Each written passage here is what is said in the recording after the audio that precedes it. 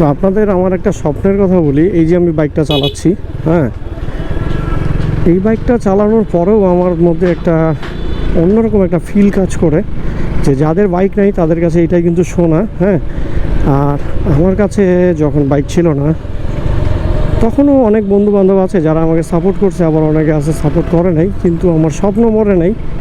Bike কিনছি ইনশাল্লাহ, আলহামদুলিল্লাহ, ভালো, ফাইন, কিন্তু স্বপ্ন একটা আরও এর থেকে একটা ভালো পরিমাণের গাড়ি চালাবো, যেটা আমার স্বপ্ন সব সময় থাকবে আমার কাছে।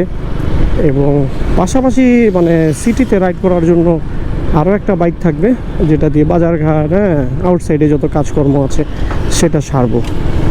তো আমার ড্রিম আপাতত এইটাই, যে একটা ভালো মানের একটা বাইক থাকবে আর একটা ছোট্ট একটা গাড়ি থাকবে যেটা মাইলেজ ভালো দিবে আমাকে।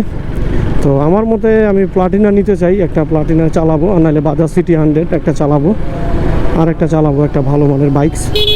যেহেতু অত বড় মোটো ব্লগার না, তারপরে স্বপ্ন কিন্তু আমার এইটাই, একটা ছেলে হিসাবে আর কী বা স্বপ্ন হইতেই পারে আমার, বলেন। আল্লাহর রহমতে সুস্থ আছি, ভালো আছি, আলহামদুলিল্লাহ।